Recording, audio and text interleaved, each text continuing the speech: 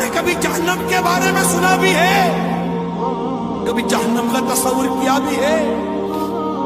سنو سنو، اگر جہنم کو سوئی کی نوک کے برابر کھول دیا جائے تو اس کی تپش و بدبو سے ساری مخلوق ہلاک ہو جائے۔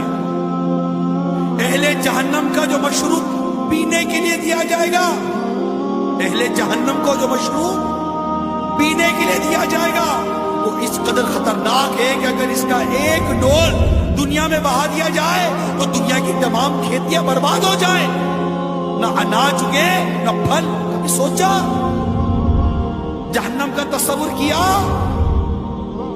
جہنم کے سانپ اور بچھو بے حد خوفناک ہیں۔